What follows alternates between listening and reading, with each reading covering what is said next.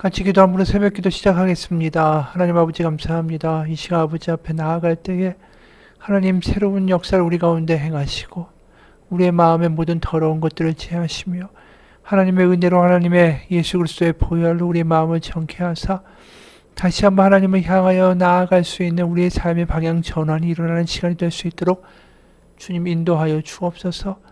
세상을 보는 것이 아니라 하나님의 역사를 보기 원하고 지금도 일하신 하나님의 손길을 발견할 수 있는 우리의 마음이 되게 도와주옵소서. 예수님 이름 받들어 기도합니다. 아멘. 오늘은 마가복음 13장 1절에서 13절입니다. 마가복음 13장 1절에서 13절까지의 말씀입니다. 예수께서 성전에서 나가실 때에 제자 중 하나가 이르되 선생님이여 보소서 이 돌들이 어떠하며 이 건물들이 어떠하나이까. 예수께서 이르시되 네가 이 큰 건물들을 보느냐. 돌 하나에 또 돌이 남지 않고 다 무너뜨려지리라 하시니라. 예수께서 감람산에서 성전을 마주 대하여 앉으셨을 때에 베드로와 야고보와 요한과 안드레가 조용히 묻되 우리에게 이르소서 어느 때에 이런 일이 있겠사오며 이 모든 일이 이루어지려 할 때에 무슨 징조가 있으오리이까. 예수께서 이르시되 너희가 사람의 미혹을 받지 않도록 주의하라. 많은 사람이 내 이름으로 와서 이르되 내가 그라하여 많은 사람을 미혹하리라. 난리와 난리의 소문을 들을 때에 두려워하지 말라. 이런 일이 있어야 하되 아직 끝은 아니니라. 민족이 민족을 나라가 나라를 대적하여 일어나겠고 곳곳에 지진이 있으며 기근이 있으리니 이는 재난의 시작이니라. 너희는 스스로 조심하라. 사람들이 너희를 공회에 넘겨주겠고 너를 회당에서 매질하겠으며 나로 말미암아 너희가 권력자들과 임금들 앞에 서리니 이는 그들에게 증거가 되려 함이라. 또 복음이 만국에 전파되어야 할 것이니라. 사람들이 너희를 끌어다가 넘겨줄 때에 무슨 말을 할까 미리 염려하지 말고 무엇이든지 그때에 너희에게 주시는 그 말을 하라. 말하는 이는 너희가 아니요 성령이시니라. 형제가 형제를 아버지가 자식을 죽는 데에 내주며 자식들이 부모를 대적하여 죽게 하리라. 또 너희가 내 이름으로 말미암아 모든 사람에게 미움을 받을 것이나 끝까지 견디는 자는 구원을 받으리라. 오늘 예수님은 성전의 멸망을 이야기하시죠. 더 이상 성전에는 하나님의 소망이 없고 하나님이 계시지도 않기 때문이죠. 이미 11장 17절에 우리 이런 예수님의 질타를 본 바가 있습니다. 이에 가르쳐 이르시되 기록된 바 내 집은 만민이 기도하는 집이라 칭함을 받으리라고 하지 아니하였느냐. 너희는 강도의 소굴을 만들었도다. 이미 이렇게 선포하셨던 예수님의 말씀이 제자들에게는 별로 와닿지 않았던 모양입니다. 이들이 웅대한 성전을 바라보면서 눈이 휘둥그레져서 이 경탄하는 말을 예수님 앞에 이야기하죠. 1절에 예수께서 성전에서 나가실 때 제자 중 하나가 이르되 선생님이여 보소서 이 돌들이 어떠하며 이 건물들이 어떠하나이까. 실제로 그 당시에 고대 근동에서 이만한 건축물이 없었습니다. 대리석으로 멀리서 봐도 번쩍번쩍거리는 그 성전은 엄청나게 웅대한 건물이었죠. 그 요세푸스라는 그 역사가의 기록에 따르면 성전에서 가장 큰 돌, 그 사이즈가 21m 폭이, 그리고 높이가 한 3m 정도 됐다라고 해요. 그리고 지금도 발견되는 그 큰 돌의 사이즈 같은 경우는 길이가 12m고 높이가 3m 그리고 폭이 한 5m 된다라고 하죠. 그러니까 그 길이만 해도 21m나 되는 큰 돌이 가장 큰 돌로 쓰였다라고 하면 21m면 얼마나 높습니까? 돌 하나가. 거의 뭐 10층 건물 높이처럼 된 거 아니에요? 2m씩만 잡아도. 그러니까 엄청난 그 규모의 성전이었다라는 거죠. 하얀 대리석으로 외양이 갖추어져 있고 금 때문에 또 번쩍번쩍 거리고 있는데 그 성전의 위용에 압도당하는 거죠. 근데 예수님이 이렇게 말씀하시는 거죠. 이 건물이 아무리 웅대하고 웅장하고 거룩해 보일지라도 결국 다 무너뜨려지게 될 것이다. 실제로 예수님 그 주후 70년에 로마 장군 티투스가 성전을 완전히 박살내버리죠.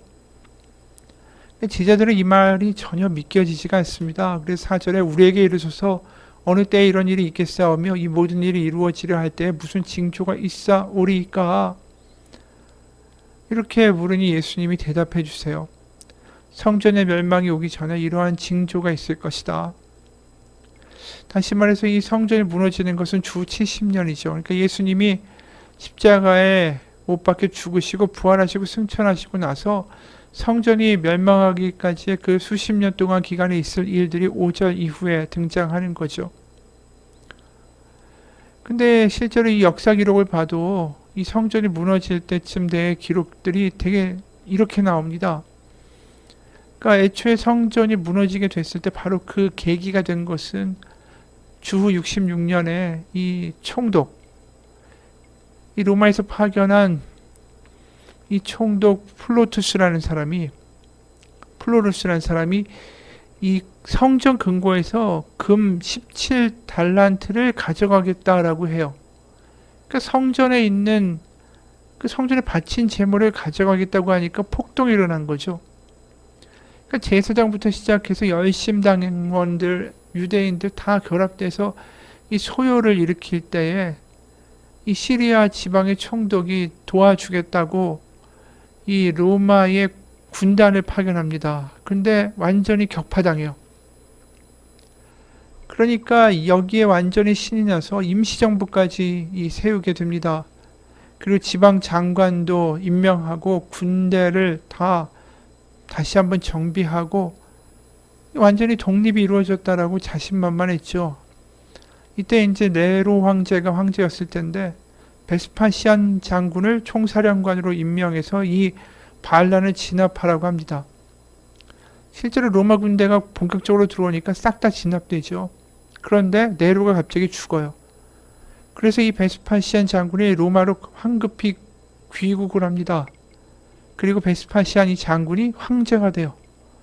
그리고 그 아들 티투스가, 나중에 이 사람도 황제가 되는데 티투스가 아버지의 뒤를 이어서 이 로마의 군대를 데리고 예루살렘을 완전히 정복하는 마지막 최후의 승리를 거두게 됩니다.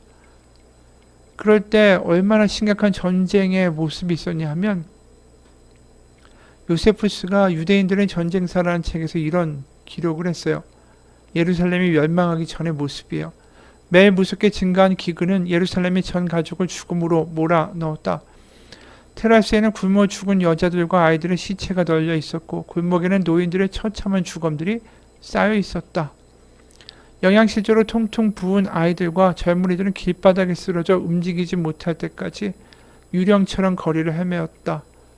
사람들은 살아가는 혈육의 시체를 보고도 눈물을 흘리거나 통곡할 줄도 몰랐다. 사람들은 너나 할 것 없이 도둑과 강도로 돌변했고 저들은 금방 숨이 넘어가고 있는 사람에게 달려들어 옷을 벗기고 그의 소지품을 약탈하였다. 당시에 어떤 광신자들은 거리 뒷골목에서 먹을 것을 약탈하고 있었는데 어느 한 집에서 고기 굽는 냄새가 풍겨 나왔다. 이들은 꼭 그 집으로 몰려가 난폭하게 문을 두드렸다.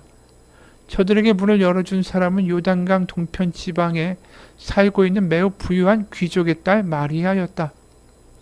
이 여자는 유월절을 보내기 위해 순례차 예루살렘에 와 있다가 이 전쟁과 기근을 만나 어쩔 수 없이 얽매인 몸이 된 것이다. 이들은 그녀의 목에 칼을 들이대면서 고기를 내놓지 않으면 죽이겠다고 위협했다. 그녀는 마녀와 같이 험악하고 무서운 표정으로 고기를 그들에게 건네주었다. 고기를 본 순간 그들은 기겁하고 말았다.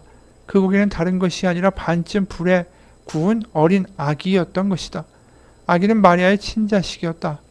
많은 사람들이 굶어 죽지 않으려고 그래서 야음을 틈타 성을 탈출하였다. 그들은 도망 나올 때 대부분 금이나 보석 등 값진 물건을 휴대했지만 그것을 로마 군인들에게 뺏기지 않으려고 모간으로 삼켜버리는 일도 허다했다. 결국 성전이 무너지고 예루살렘이 붕괴된 이후에 성벽 주변에는 생지옥 같은 끔찍한 장면이 펼쳐졌다. 수천 구의 시체가 햇볕 아래 썩고 있었고 악취는 견디기가 힘들 정도였다. 그래서 요세푸스의 기록에 의하면 유대인의 그때 포로가 한 10만 명 정도가 됐고 유대인들이 이 3개월 동안 죽은 시체를 성 밖으로 끌어냈는데 그것만도 11만 6,009가 됐다라고 기록해요. 그러니까 엄청나고 끔찍한 그런 상황이 나중에 예루살렘의 멸망, 그 성전의 몰락에 동반됐던 거죠. 그래서 예수님이 오늘 6절에 이런 말씀하세요. 많은 사람이 내 이름으로 와서 이르되 내가 그라하여 많은 사람을 미혹하리라. 실제로 유대 반란 사건이 있기 전 그리고 있을 때 모두 자신들이 메시아라고 하면서 로마에 반대하며 항거하자라는 가짜 메시아들이 꽤 많이 나왔었죠. 그리고 8절에 민족이 민족을 나라가 나라를 대적하여 일어나겠고 곳곳에 지진이 있으며 기근이 있으리니 이는 재난의 시작이니. 그렇죠. 예루살렘이 붕괴되기 전에 기근과 문제들이 그 곳곳에서 발견됐죠. 그리고 성전이 무너지기 전에 제자들에게도 이런 일이 있게 돼요. 9절. 너희는 스스로 조심하라. 사람들이 너희를 공의에 넘겨주겠고 너를 회당에서 매질하겠으며 나로 말미암아 너희가 권력자들과 임금들 앞에 서리니 이는 그들에게 증거가 되려 함이라. 실제로 우리가 제자들이 사도행전에서 공회에 끌려가고 권력자들과 임금들 앞에 서게 되는 모습을 보게 되죠. 그리고 이들이 성령의 역사로 너무나도 당당하게 복음을 전하는 모습도 우리가 사도행전에서 보게 되죠. 그게 10절이에요. 또 복음이 먼저 만국에 전파되어야 할 것이니라. 사람들이 너희를 끌어다가 넘겨줄 때에 무슨 말을 할까 미리 염려하지 말고 무엇인지 그때 너희에게 주시는 그 말을 하라. 말하는 이는 너희가 아니요 성령이시니라. 사도행전에서 나온 이야기죠. 우리가 오늘 예수님의 이 앞으로 일어날 예언들을 또 예고들을 들으면서 이 사건들이 얼마나 끔찍한 일인가, 정말 엄청나게 잔혹스러운 일들이 벌어질 것이다 라는 것을 우리는 역사를 통해서 이미 알고 있고 또 그런 일들을 미리 말씀해 주고 계시다라는 거죠. 우리가 오늘 본문을 보면서 도대체 뭘 우리에게 도전하고 우리가 깨닫고 우리가 이 본문에서 알아야 할 것인가? 오늘 예수님은 성전이 무너지기 전에 끔찍한 그 비극의 사건을 이야기해 주세요.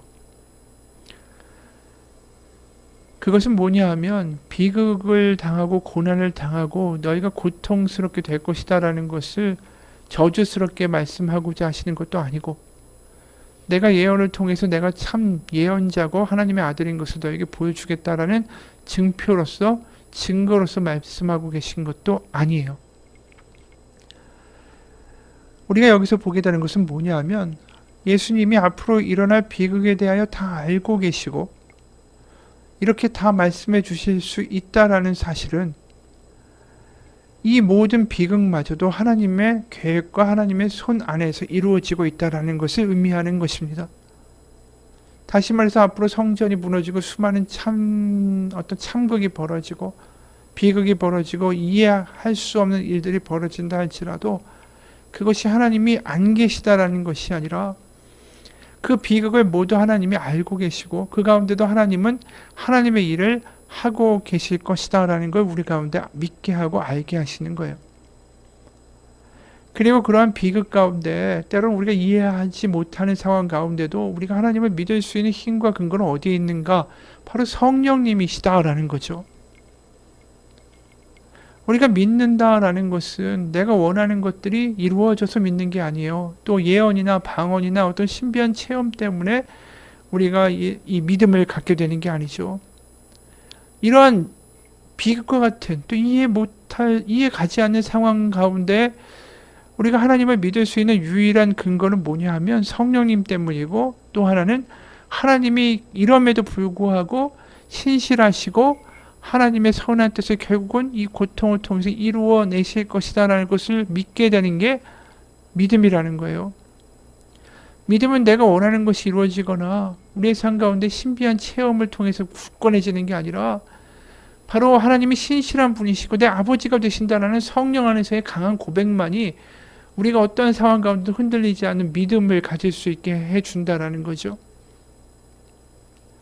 여러분 세상이 혼란할수록 어떤 일들이 벌어지는지 아십니까? 교회에도 마찬가지고 세상도 이단이 늘어나요. 교회도 이단이 점점 더 부흥하는 상황이 벌어집니다. 경제적으로 어렵고 혼란하고 앞이 보이지 않고 이해 안 가는 상황들이 벌어질수록 이단들이 성행하게 돼 있어요. 왜요? 이단들은 확실하게 이야기합니다. 우리가 답을 알고 있다고. 그리고 신비한 예언을 하면서 얘기를 하죠. 이런 일이 벌어질 것이고 이렇게 될 것이다. 마치 점치는 점쟁이들이 말하듯이 막 예언을 하게 됩니다. 그럼 사람들은 그 말에 확 넘어가요. 그리고 거기에 정말 여기 예수님이 하나님이 여기 계신가 보다 라면서 가짜 그 메시아와 같은 이단들을 쫓아가게 되겠죠.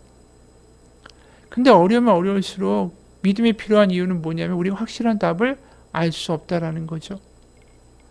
다만 우리가 믿어야 되는 건 뭐냐면 이 상황 가운데도 하나님의 모든 것들을 통제하고 계시고 알고 계시고 장악하고 계시고 하나님의 계획과 뜻을 이루실 것이다. 그러니까 우리의 믿음이 과연 뭘 믿고 있는지를 이 어려운 가운데 더 확실하게 하나님은 드러내신다라는 것이죠. 믿음은 불확실성을 없애는 게 아니에요. 불확실성 가운데에 하나님의 역사하심을 믿어야 하는 게 믿음이다라는 게 우리 가운데 굉장한 도전인 것입니다. 믿음을 통해서 불확실성을 없애는 게 아니에요. 불확실성 가운데에 하나님을 바라봐야 하는 것, 바라볼 수 있는 것, 그게 믿음이라는 걸 우리가 깨달아야 하고 그것을 소유하게 될 때에 하나님은 그것이 참 믿음이라고 말씀하시는 거죠. 우리는 왜 이러한 일들이 일어나는지 몰라요. 그리고 앞으로 어떤 일들이 일어날지도 우리는 알 수 없습니다. 하지만 오늘 본문을 보면서 확실하게 알 수 있는 건 뭐냐면 그 모든 것들 하나님이 알고 계시고 하나님이 안 계셔서 일어나는 비극이 아니라는 거예요. 그리고 하나님은 하나님을 믿고 신실하게 살아가는 그의 자녀와 백성들을 결코 버리거나 실망케 하시지 않는다라는 거. 그게 진정한 믿음의 본질이에요. 그게 십자가와 부활과 성령을 믿고 살아가는 사람들의 믿음이라는 것입니다. 우리는 내가 원하는 답을 또 확실성을 얻기 위해서 하나님을 믿는 게 아닙니다. 그분이 지금도 어떤 상황에도 우리를 향한 한없는 자비를 갖고 계시고 우리를 향하여 여전히 신실하시고 우리를 향한 사랑을 포기하시지 않는다라는 것에 반응하여 그분을 믿는 것입니다. 같이 기도하겠습니다. 하나님, 우리가 현상을 믿으며 현상을 또 따라가며 우리의 불확실성 가운데 확신해 주는 말들을 쫓아가며 그렇게 우왕좌왕하는 그러한 믿음이 되지 않기 원합니다. 굳건한 믿음은 다른 게 아닙니다. 십자가 부활과 성령 가운데 새겨진 하나님의 약속입니다. 내가 너를 결코 포기하지 아니하며 나를 믿고 따라가는 너희를 내가 기억하노라. 그리고 지금 상황이 어렵다 할지라도 너를 향한 나의 신실한 계획이 멈추지 않는다라는 하나님의 신실하심을 믿는 믿음, 그 믿음을 가지고 지금 어려운 세상 가운데 위기 가운데 성령님과 손잡고 충만함으로 승리할 수 있는 우리의 삶, 믿음 되게 도와주옵소서. 예수님의 이름 받들어 기도합니다. 아멘.